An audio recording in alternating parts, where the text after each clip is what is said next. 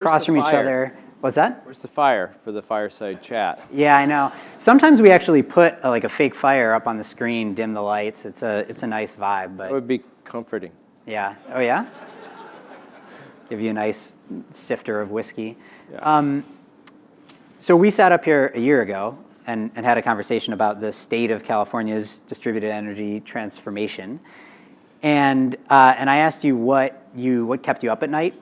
What was the thing that worried you most about it?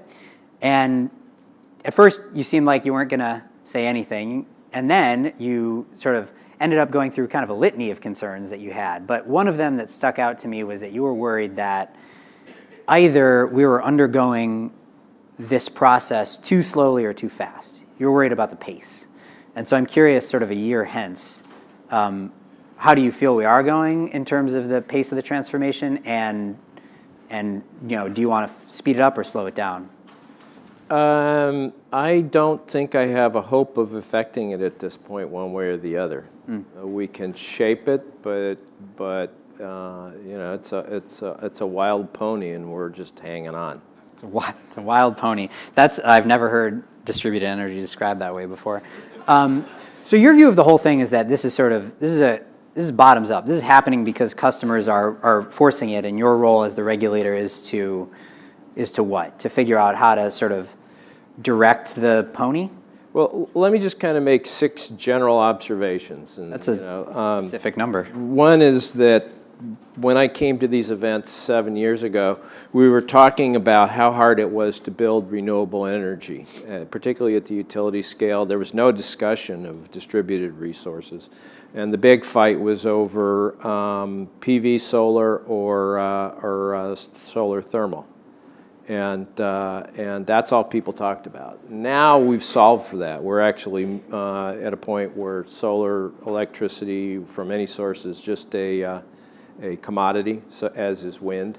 And we've solved for that. We've become post-renewable. Now the challenge that we face is really greenhouse gas reduction, because as we've seen from the Germans and the Chinese, that under the wrong circumstances you can increase the amount of renewable electricity, but also have to build backup that actually increases the amount of GHG emissions. So here in California, the problem is even more unique because and I think I'm to the second point, is that the electricity industry is only about 20% of our carbon emissions. Use of gas is 30%, and transportation is 40% of all our carbon emissions.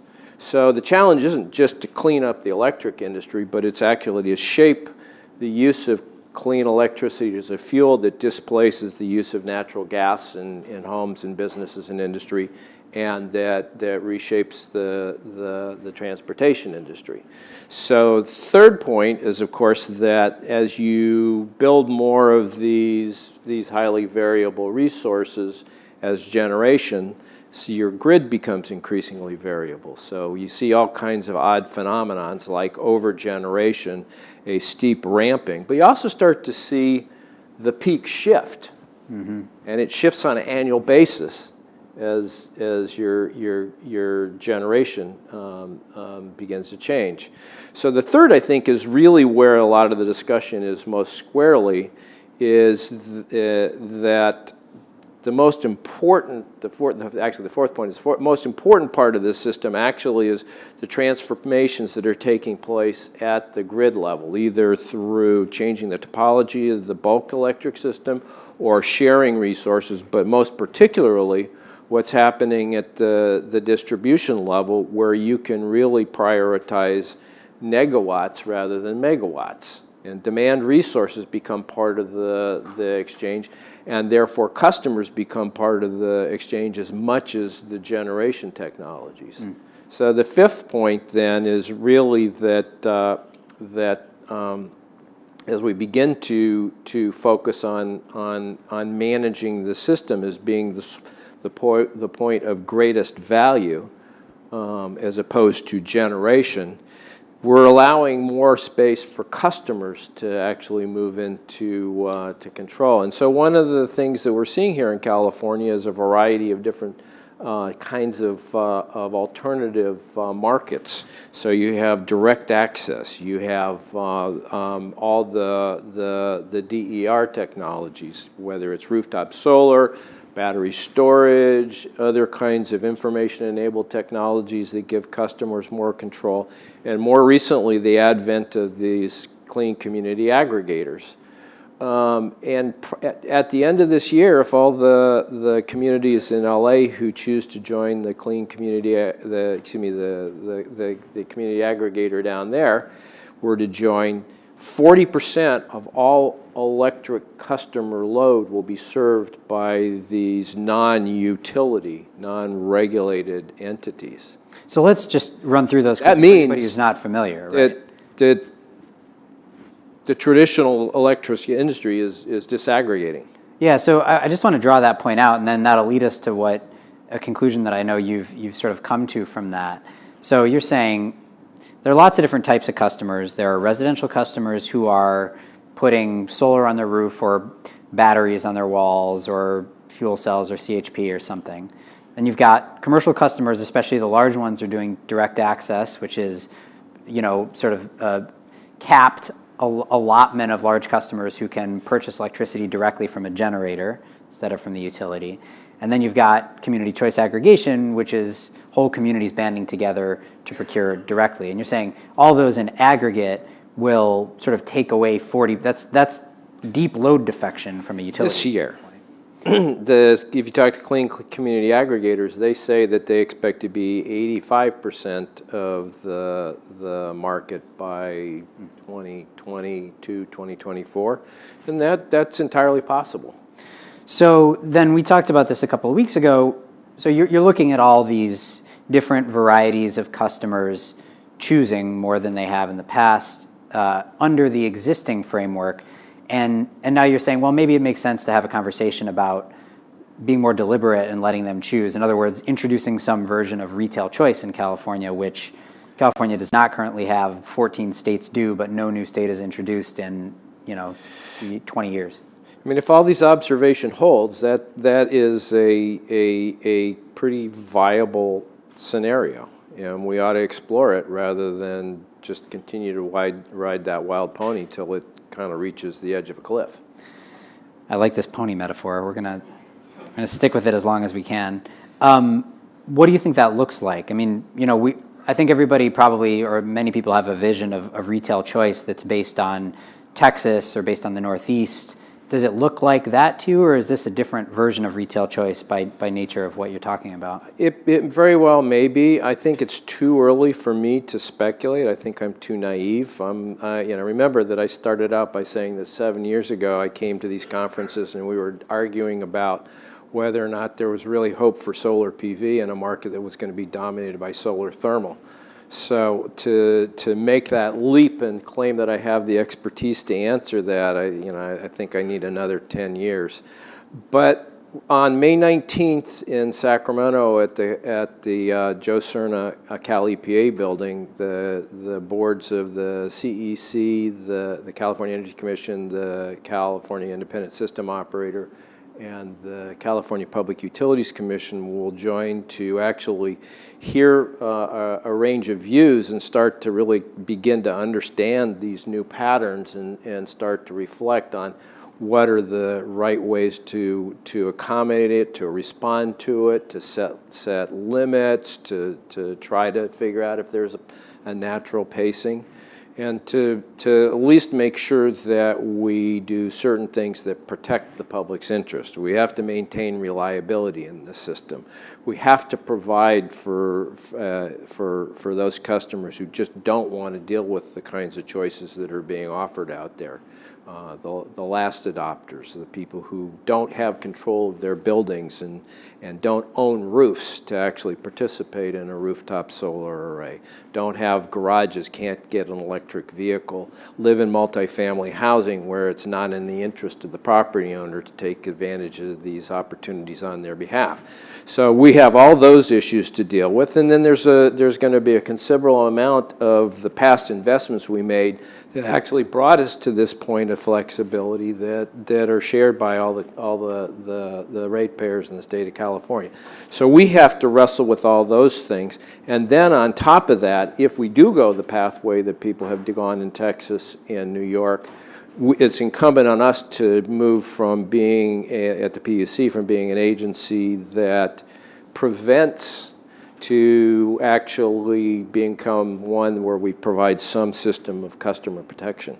So all those are challenges that I see, and I focus more on that than really trying to answer the question of what that new market design looks like. Right. You did mention when we talked about this before, and I think this will help paint the picture for everybody. You know, one of the potential outcomes of having some version of retail choice in California, and you gave a specific example about like an EV rate, electric vehicle rate that might be a new option. I think it'd be interesting to talk about what would this enable that you can't do today.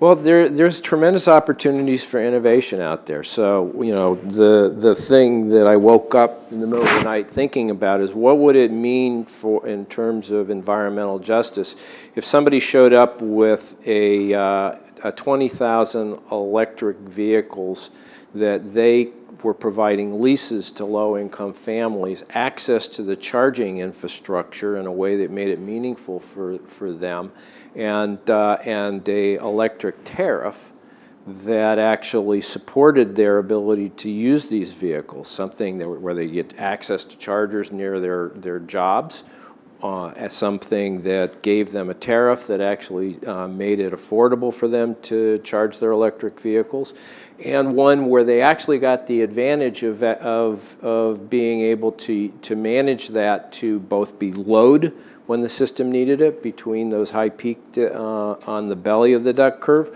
or where they could actually sell their stored electricity back into the grid during the neck of the duck curve. So what does it take to create that kind of an opportunity that brings together the greenhouse gas reductions that we need to maintain in transportation, that takes advantage of the new flexibility of the grid, but provides that third-party service that people can't actually manage for themselves under the current circumstances? Now, maybe this is not a feasible business model, but it's certainly the kinds of things that it's very hard to do through the electric utility system that we currently have and through the PUC. None of us can actually provide that kind of intimate customer relationship. None of us can provide that range of services. None of us can provide the kinds of tools that'll make it possible for folks to do that. We're regulators. We award these franchises, these monopoly franchises to utilities, and then we, in essence, have focused on preventing destabilizing competition that causes their cost of capital to go up. So that's something that is not easily available to the PUC, although we see all the parties out there who might make something like that come to pass. And so what are the circumstances that have to change to really make that accessible to the economy, to people, and to the other kinds of innovators who are out there? I think it's a wrenching set of changes, but on the other hand, I'm not sure that the utilities are the obstacle. What is, if not the utilities? Sheer inertia of policy. The assumption that you can do all this through ratepayer expenditures, that it's possible to actually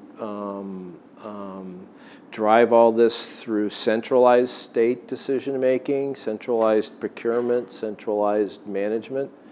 How do you actually create a system that actually can accommodate that many decision makers and still be reliable, still have elements of cost effectiveness, where you also still provide for those users who have the least resources to adapt to this rapid pace of change, and where we actually support the costs that we of the legacy infrastructure that's still going to have valuable to everybody here. So. I don't pretend that this is going to be instantaneous transformation. I'm just putting this out as a hypothesis that accommodates all these trends that we're seeing. How do you feel like, there's a Senate bill that was introduced that would increase California's RPS to 100%. How would that play into this? Do you view sort of this transition to distributed energy and potentially retail choice as enabling 100% renewables, as hindering it?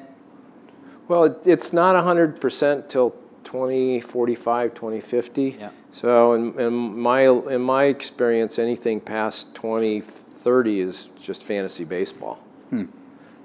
But I don't think it's infeasible. It's just at this point, given the fact that renewable electricity is such a commodity, I don't know that it's a real important policy driver. You could also put that as the pony being over the horizon, if you wanted to. Yeah. Well, the pony gets old and you get a new one. Yeah. So I'm going to start taking questions from the audience because there are a bunch of good ones here. One that's getting a lot of votes. You're not a politician, but I'm going to get to ask you it anyway. What are your biggest concerns for California in regards to the new administration in D.C.? Another way to ask that question being, how do you view the interface between what you're doing at the state level and the federal level moving forward? So I really worry about healthcare and the president's immigration policies. Those are my two biggest concerns. I think in terms of the actual operations of the CPUC, I don't know that it's completely relevant. The FERC has always been what it is. It's a band of marauding economists who sit there in D.C. and they have their unique perspective on everything. And is that not true of the state regulators? Oh, everybody speaks of their regulators in similar terms. Yeah. They regulate us. But I think that they have been fairly successful in accommodating a lot of changes in markets. And given the nature of economists working together with lawyers, I don't expect big changes. The challenge for us is actually that in the last 8 years of my experience, we've had pretty good flow of information. And I think that now, given the uncertainty in D.C. and the uncertainty there, it's harder to really have a clear sense of what's going on. We know some stuff that they're doing in terms of looking at various types of subsidies to markets and how that is maybe distorting some decision making. But it just tells me that we need to be more present in Washington, D.C.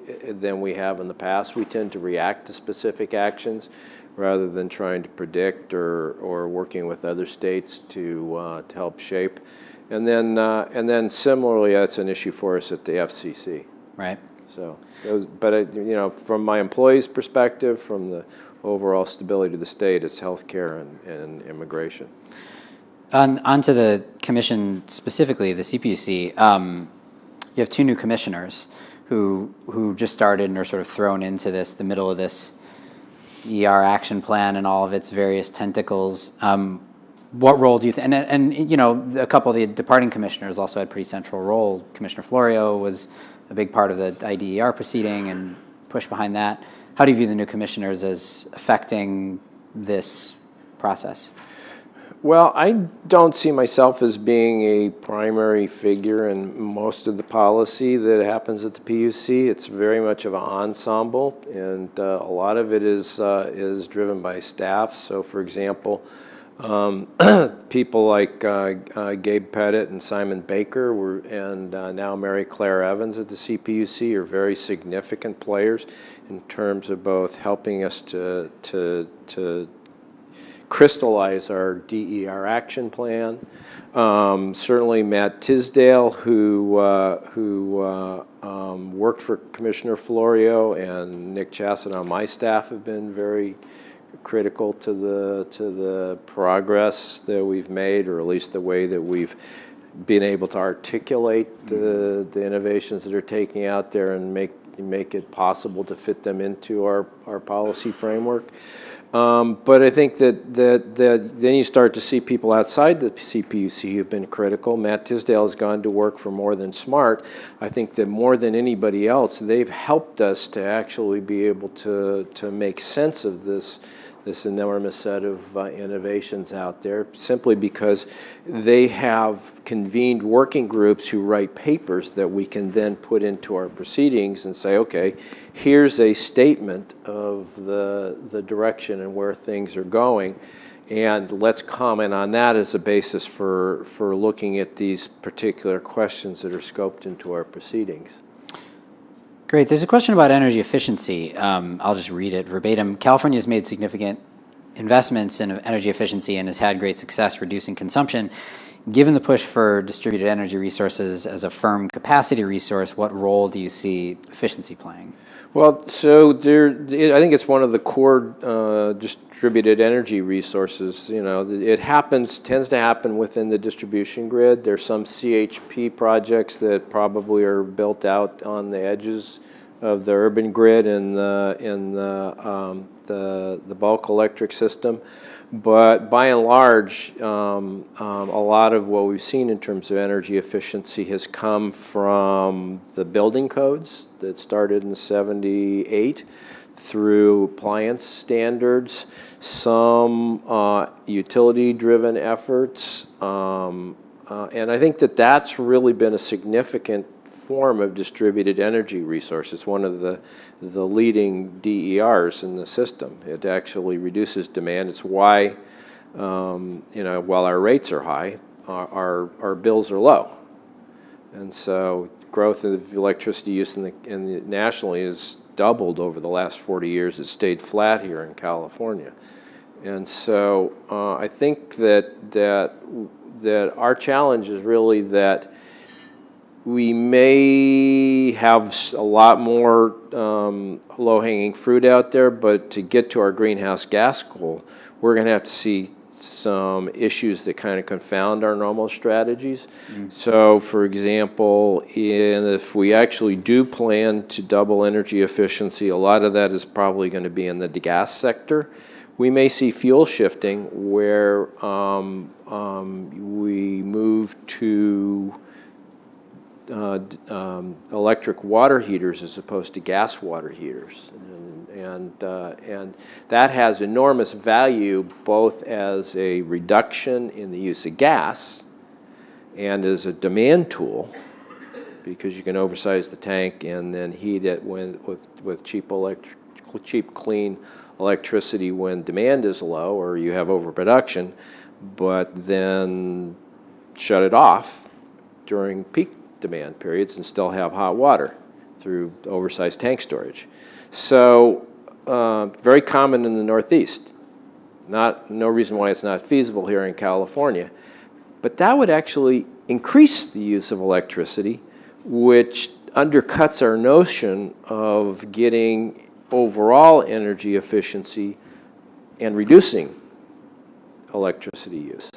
So how do you credit that in terms of GHG reduction? So those are the issues, is that again, this is wild pony, if we actually start to see the electric industry replacing these other carbon producing energy uses through the use of clean electricity, which means more renewables, then all of our metrics and even the way we look at these things has to change pretty quickly. I want to ask you about energy storage. So California is a leader there, both sort of front of the meter energy storage and behind the meter, and increasingly a leader in the blurring lines between those two things, with storage projects that go to meet some peak capacity need, but also provide demand charge management or energy arbitrage for customers. So you're starting to see this stuff come online. The Aliso Canyon projects are now online. And I think there's a big question that's looming at some point in the future, which is, you talked about the impacts of having a lot of renewables, having overgeneration at certain times and a steep ramp at other times. And the going wisdom has always been gas is going to be the primary sort of beneficiary of that, or at least necessary in order to manage that. Energy storage, in theory, could compete there. How do you see that playing out, especially with regard to all these gas generators that are online and not a whole lot of new ones getting built? Well, I think that some of it's sheer opportunity. We had a procurement mandate that most of the Aliso Canyon battery storage options fit into. This is a 1.2 gigawatt target for energy storage. Yeah, and so these projects were well within that, and all we really did was accelerate them and make sure that they actually served reliability and the potential inability of gas peakers to get the gas they needed out of the Aliso Canyon storage facility. So it fit a need, it fit an urgent need. The real advantage here, more than anything else, is that it was built on a utility existing facility, needed no permitting, no land use acquisition. It was right adjacent to transmission, so we got it done within 6 months. So everything's becoming very granular. Things have value in location. They have value in terms of timing. They have value in terms of their fit within the grid topology. I think that we have very weak tools for actually accounting those values, but that's the reality here, is that all these things that we've never really been able to fix and to describe and to count are what made it truly work here. How this transforms over time, I think, probably has more to do with increases in production. Every time somebody comes up with a new production line, you see decreases in costs of batteries, you see more availability and more competitive uses. So I'm looking to see what happens after the new Tesla Gigafactory and then their ongoing production comes online. I think that's probably more significant than the procurement goals, and then we'll see more customer adoption and more changes and more distortions in the existing electric industry. So I'll do maybe two more questions. One is from the audience, I think is a good one, and it relates to sort of California's partnerships with surrounding Western states. And the question is, can California succeed without partnerships with its surrounding states? But more broadly, I'm curious your take on, sort of partnership from a literal standpoint, expansion of the grid with and balancing with surrounding states, and also sort of how you're supposed to be interacting with Nevada and Arizona and Oregon. Well, political borders are very porous, both to electrons and to ideas and to carbon. So I don't think there's ever been any choice. And so one of the first partnerships that I'm aware of was when I went to a conference in Las Vegas where we were talking about the impending collision where solar thermal was going to wipe out the nascent solar PV industry. And Governor Brown and I and a couple other folks went in to talk to Harry Reid. And he had Governor Sandoval and Governor Sandoval's energy advisor. This was before I was on the PUC. And we talked about this thing that I'd been promoting called the energy imbalance market. And Harry Reid wanted to see a West-wide energy imbalance market. And he'd already talked to all the experts that I'd talked to, and he knew more about it than I did. And he just looked at us and said, "Can you get this done?" So now, we not only have a thriving West-wide short-term market for excess renewable electrons. You know, the low marginal cost means that's really what's getting traded. We actually are seeing California publicly owned utilities moving to join that. And so all the barriers are getting transformed by that kind of business opportunity. As one regulator in another state told me, we never thought that we would join you godless communist atheists in California in anything, but when we saw the numbers, we had to look the other way when one of our utilities said they wanted to join. So I think that those kinds of opportunities will continue. I think that despite the fact that Governor Sandoval is a Republican and he has difficulty speaking to climate change for large parts of his constituency, he also recognized the business opportunity. And to that point, we just executed a memorandum of understanding with Washington and Oregon to share resources. We're going to do some technical conferences for them on the kinds of things that we've seen in terms of transformations of our grid here in California, so that their staff can start to absorb that information directly from our staff. We're going to continue to talk about what the opportunities are for Western cooperation. They're natural partners because we're like-minded in a lot of ways, but I think that as we start to see opportunities, we can shape them and we can actually articulate them clearly. We'll see the same kind of process that we saw around the energy imbalance market. Great. All right, so final question for you. This is, I asked you this last year, more or less, but I guess I'll phrase it in today's terms. So everybody in this room wants to hop on this pony. What would you ask of them as someone who has to just design the track? I don't know. Well, you know, looking around the room, most of you people are the pony.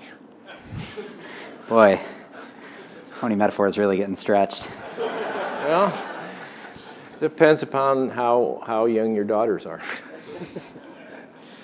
So they are the pony. But I mean, so what do you you have a room full of people who are involved in DERs in the state of California. What do you want them to do? Do you want them to be, do you feel like they're active enough in the proceedings? Don't be greedy, don't be evil. That's simple enough. Do you feel like that you have enough engagement in proceedings at the PUC?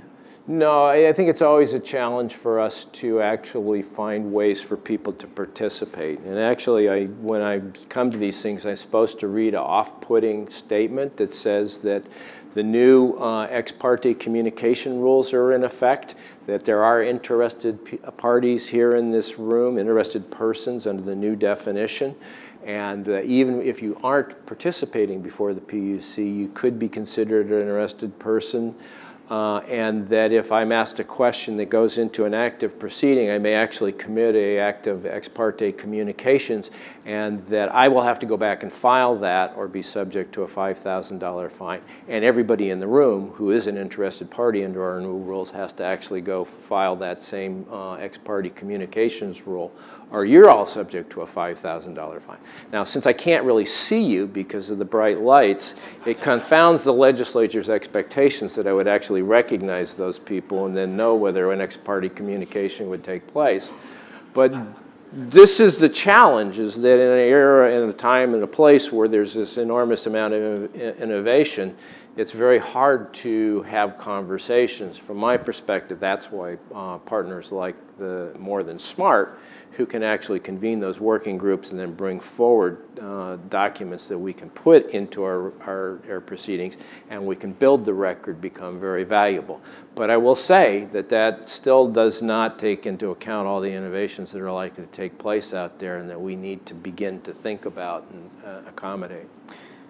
Well, I'll tell you, there's no better way to end a session than a disclosure of ex parte communication rules. So let's leave it at that. But please join me in thanking President Picker. And thanks to all of you.